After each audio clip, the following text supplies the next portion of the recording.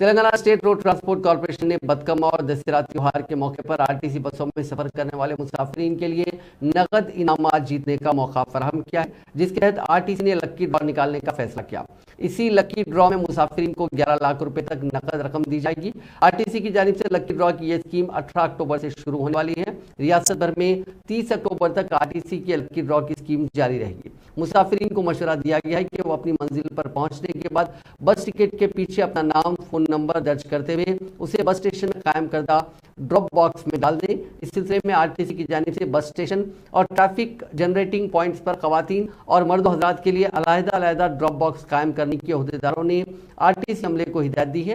آرٹیسی کے ہر regional centre میں لکی ڈرا نکالتے ہوئے 10 افراد کا انتخاب کیا جائے گا۔